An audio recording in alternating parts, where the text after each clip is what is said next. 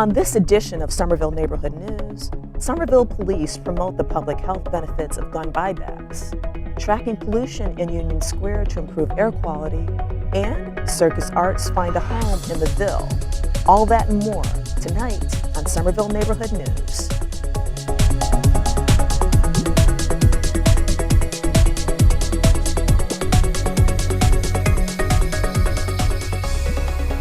Hello and welcome to Somerville Neighborhood News. I'm Melanie Morris. Today's Tuesday, July 5th, 2016.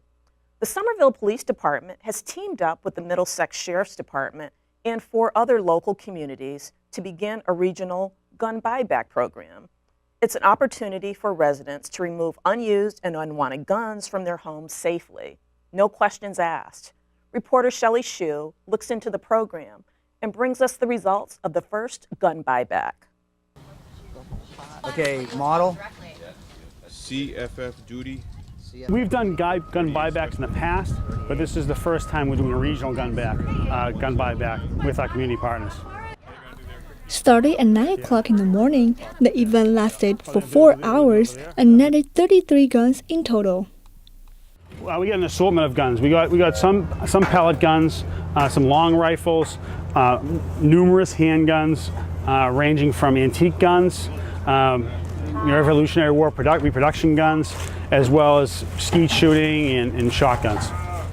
It's more of a community safety, community partnership, and it's not necessarily geared towards the guns on the street.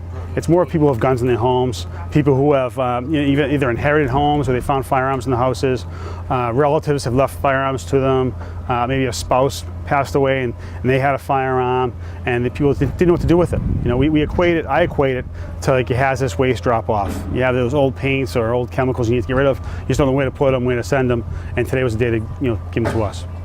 I believe this one was a house clean out. I do antiques and collectibles, and years ago, so I've had it for years, and I wasn't ever going to use it. So okay, time to turn into cash.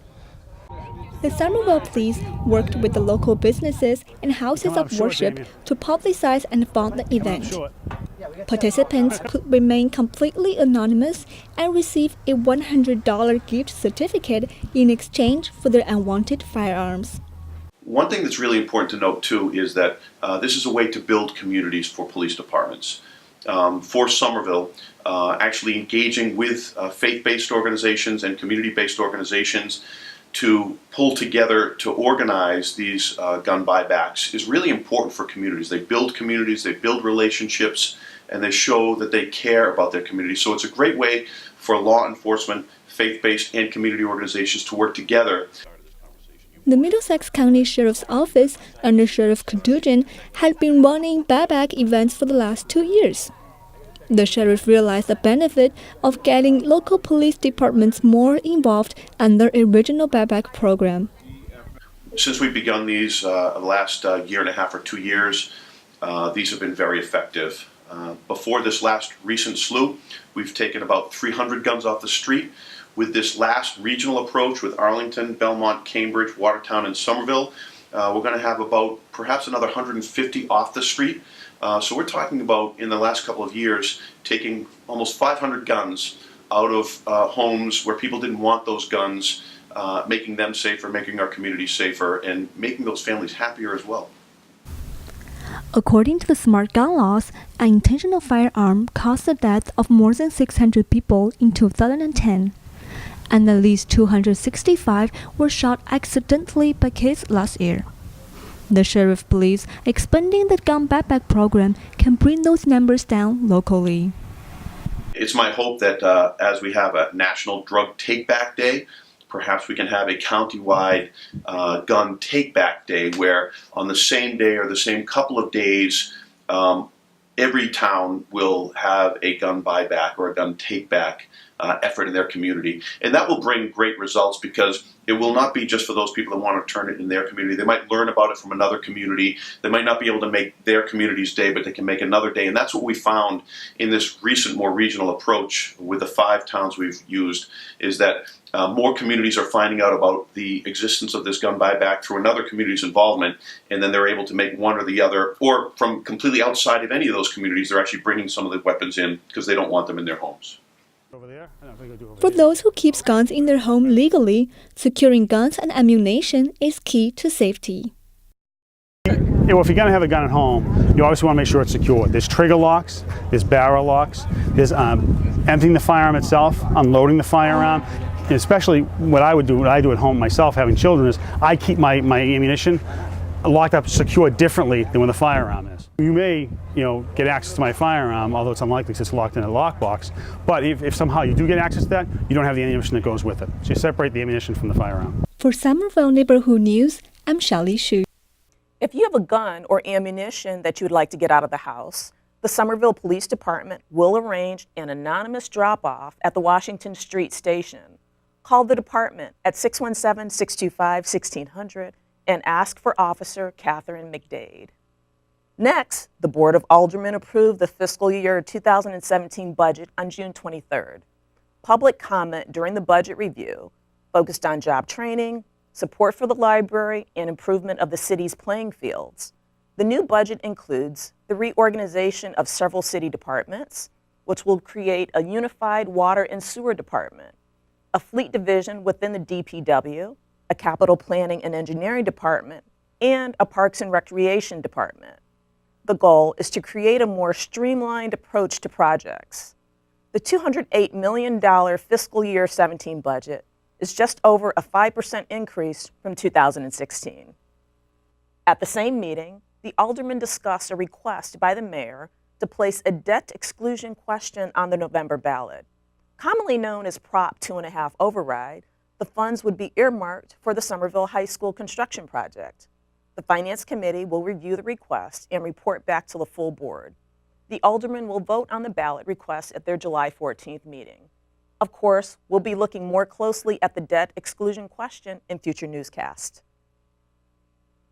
After months of standing room only public meetings and intense project review, the Green Line Extension project has been out of the news recently.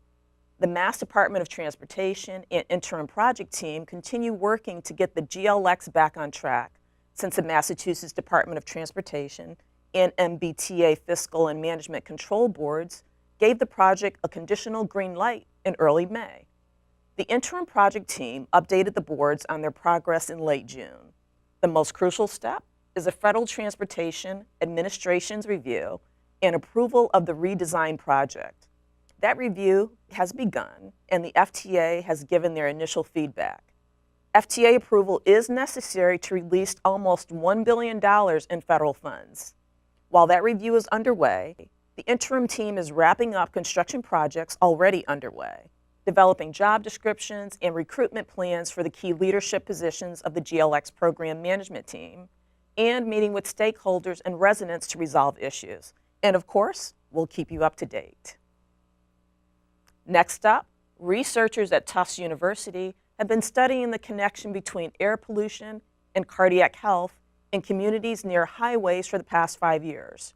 Reporter Jeanette Orihel takes us inside the monitoring truck tracking the air quality in Union Square recently. Air pollution is a big problem in major cities, but places like Somerville also deal with pollution due to nearby highway traffic.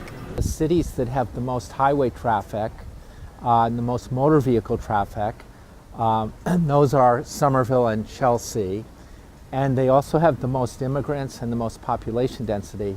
They had by far the most excess heart attack and lung cancer deaths. Wig Zaymore is a Somerville resident and local environmental health researcher.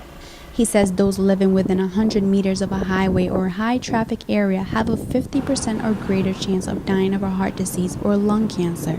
Children are also more likely to have asthma, and the risk for autism rises above 50%. Zaymore says his intention is not to scare residents with these alarming numbers, but rather make them aware of the need for action. We only do this because we think we can make it better by paying attention to it. We don't do it to scare people. That wouldn't help anybody. But we do think that we can design our communities as they evolve to be a little healthier, and that's why we do it. As part of the effort to improve air quality in Somerville and surrounding cities, Tufts University and community partners created the Community Assessment of Freeway Exposure and Health Study, or CAFE study, in 2008. They have been studying pollution in Boston communities near major highways. They have done research in neighborhoods close to I-93, Mass Pike, and the McGrath and O'Brien highways. Today, CAFE serves as the larger umbrella for 5 community-based research projects studying air pollution. The latest research project was stationed in Union Square and focused on improving the health of near-highway communities. Doctoral researcher at Tufts University Matthew Simon oversaw the 3-week project. Union Square, it was sort of an interest by the city. They wanted to kind of see, a lot of stuff goes on in the square here with events and the farmers market and things like that. So there are going to be a lot of people in this area, and so they just wanted to kind of get a background measurement of what kind of pollution they might be exposed to. The air monitoring truck serves as a lab on wheels equipped with multiple air testing apparatus. The first here is a particle counter, and what this is doing is actually counting individual particles in the atmosphere, and so we're measuring that on a 30-second basis. This instrument does the same exact thing. What I'm doing is just sort of a co-location check just to make sure that we're reading similar concentrations with both instruments, so it just increases our accuracy. This here is measuring polycyclic aromatic hydrocarbons, which are a type of particle in the atmosphere, typically from exhaust fumes, combustion byproducts. And so these can be particularly dangerous. They can be mutagenic or carcinogenic, and so we're just measuring those concentrations as well. This instrument here is our aethalometer, which measures black carbon, or also soot or diesel particulates. So again, another particle counter in a sense. This little guy is our side pack, which is measuring PM 2.5. And so that's just looking at particles size 2.5 microns in diameter and smaller. The research vehicle also features a weather unit station measuring the local weather conditions.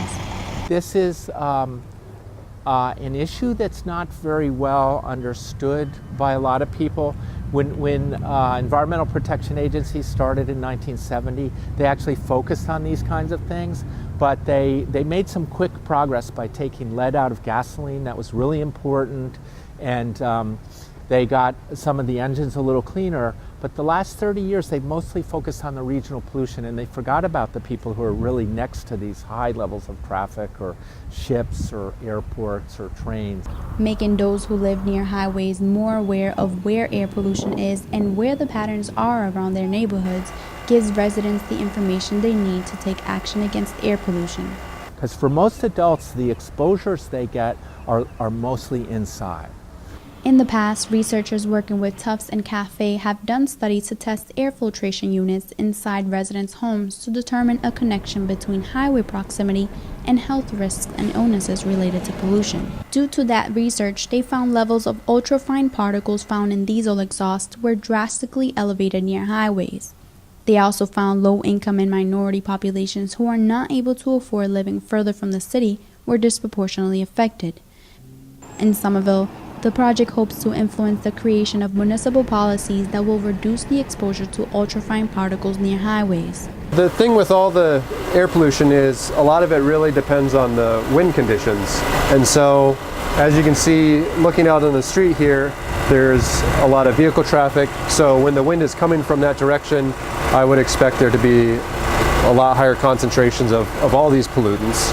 But when the wind is coming from another direction, say more from the center of the square, they might be a little bit lower. Again, it depends on if there's an event going on and what they're doing in the event, or the restaurants, if they're cooking right now or not. Tufts University and its partners in the study are currently reviewing the most recent data collection. The findings will be presented to the city to support plans for air quality improvements in and around Union Square, as well as other neighborhoods affected by the highway pollution. For Somerville Neighborhood News, I'm Jeanette Origen. Next up, Somerville embraces arts and artists of all kinds. A traditional, if unconventional, art form is gaining popularity.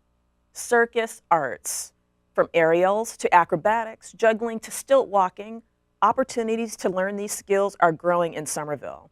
Reporter Ciara Speller takes us along as she runs away with the circus. Freight cars once carried the circus over these very tracks to East Somerville. where the trains were unloaded and the greatest show on earth paraded out of Somerville and into Boston Garden. Now the circus has found a home in this historic city. Just a few steps from the rail line, Esh Circus Arts is teaching aspiring aerialists, acrobats, and fitness gurus. Esh's main focus is on form and body awareness, taught through skill training, strength building, and injury prevention. Instructor Amanda Graff says that circus arts are a melting pot of skills that together create a unique art form. Well, I mean, maybe it's kind of a good explanation to people that it is a combination of acrobatics, theater, and dance, and acting. So it's really all of those things, and yeah, there's just a lot of room for a lot of different kinds of expression in circus, and there's a lot of room to challenge yourself physically. Which is what partners Ellen Waylonis and Roger May, who co-own the facility with Rachel Stewart, teach students in their advanced level partner acrobatics class. For Waylonis, having her students feel at home and connected to Esh is important. Esh Circus Arts is mostly recreational circus. We have programs for youth and adults. We have a small professional program, but mostly it's people who do this literally just for fun. So here, circus really means fun, it means creative expression, it means community, it means having a place to come and just have like a really good time. Yeah, and to challenge yourself, and to try things that you might not know you could do until you tried. Yeah. So I tried. Ellen taught me the ropes, or rather, the fabric, when I gave aerial a try.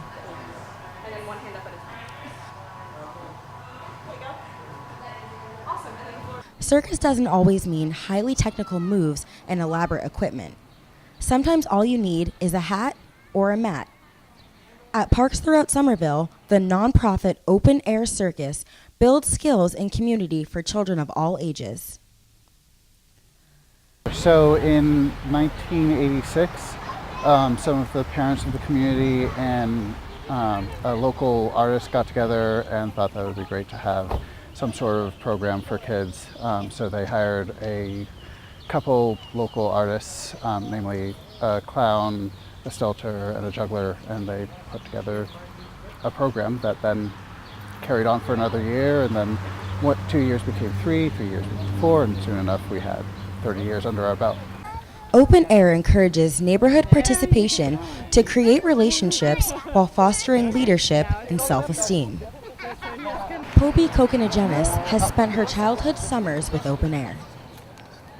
I did it because I liked stilting beginner, and I think I was like 4, maybe 5. I've been doing this for around 6 years. I've learned a lot of cool stuff, and I've also met a lot of friends, and it's a really fun place. And many of the teachers were once students themselves. I started coming here when I was 10. I thought that the stilting looked pretty cool, and so I stayed and stilted, and I saw the other classes and I did them too. And I also found a guy who was flipping hats around named TJ. And I thought that was pretty cool too. So I've been taking that class every year. And when he left, I took over, and I've been teaching kids since. Having students learn skills while creating bonds in the open air community is what Ringmaster Jehlen believes will keep open air vibrant. So I think circus arts has become such a popular thing in the Boston area because it's a great way to get exercise while being outside and is somewhat unique and special. What I hope for the future of the open air is that it continues to progress just as it has. I think we've reached about the size that we want to be for the foreseeable future, but I'd love to see some of the kids that have grown into teaching positions start to take more of a leadership role and eventually take over from me, just as I took over from the last person. For Somerville Neighborhood News, I'm Ciara Speller. Now, if you'd like to run away with the circus right here at home, contact Esh Circus Arts at eshcircusarts.com or 617-764-0190 for more information on their year-round classes. And Open Air Circus at openaircircus.org or 617-947-1191 for more information on summer classes and performances. And of course, summertime is movie time. Forget Hollywood blockbusters this summer. When you're ready to chill out with a film this season, there are plenty of hidden treasures to discover. Boston Free Radio host Dan Burke introduces us to some of his favorite offbeat summer films. The best summer movies to a lot of people probably depend on their individual definition of summer movies. I probably have my definition that's different than yours, but here's my definition, or at least my criteria for summer movies, at least for this list. Number one, they have to take place during the summer. They don't necessarily have to have been released during the summer. So that rules out a lot of what other people may consider summer movies, like Star Wars, E.T., or basically any superhero movie. That's for another list. The other criteria is they have to be good, according to me. The first entry on my list of summer movies is The Sandlot. It's about a group of boys who you either knew growing up or you wish you knew growing up. The boys in this movie are just 9 kids who are not actually on a baseball team, but just play baseball in their local sandlot for the fun of it. And they take one boy under their wing who knows absolutely nothing about baseball. This movie does take place in the summer of 1962, but it actually has a lot of universality to it. And anyone who knows anything about sports will cringe when they find out what Smalls does with a baseball autographed by Babe Ruth.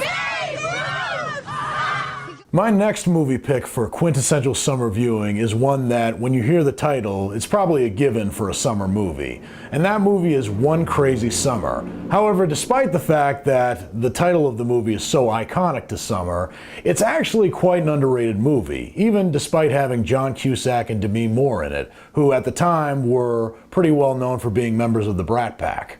The movie is about a recent high school graduate and aspiring cartoonist named Hoops McCann, who's played by John Cusack. Hoops and his cousin George, played by Joel Murray, embark on a summer vacation in Nantucket, Massachusetts. And this film was actually filmed on location in Nantucket. They encounter a bunch of colorful characters, including an aspiring singer, played by Demi Moore, and the iconic Stork twins in this movie, played by Tom Villard and Bobcat Goldthwait. No, it's definitely mine. There are way too many colorful characters to mention in this movie, but almost all of them are delightfully over the top, and they make great use of playing around with 80s tropes that weren't cliche then, but are cliche now, which makes this film, oddly enough, a little bit ahead of its time.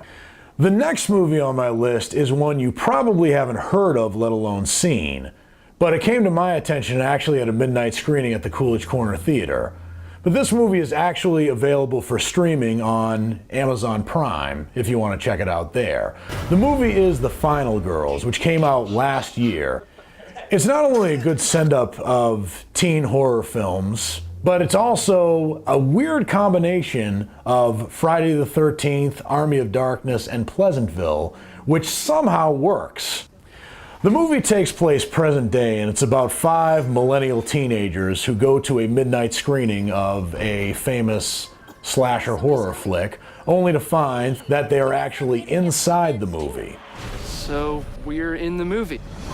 These, you could call them jaded millennial teens, not only have to play by the rules of the movie, but they also have to save their own lives. In other words, try to avoid the psycho slasher who likes to kill teenagers for no apparent reason.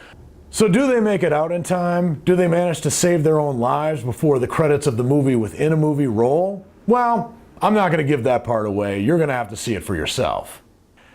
But if you're not necessarily looking for a movie that'll make you laugh, and one that's maybe a little bit more poignant, reminds you of the summertime blues, like ones maybe that involved a summer job that you really wish you didn't have, Adventureland is probably the movie for you. My estimate for the Europe trip was a little off. I suggest you get a job. a summer job. Happy graduation, kiddo. In Adventureland, Jesse Eisenberg plays James, a recent college graduate who majored in the classics, which makes him well educated but doesn't exactly make him fit for any kind of viable employment. What am I supposed to do? I'm not even qualified for manual labor. So in the summer of 1987, he takes a job at a local rundown amusement park known as Adventureland. All right, the race is on. We have a winner. Here's this. Hey, James, have you ever seen a horse race before?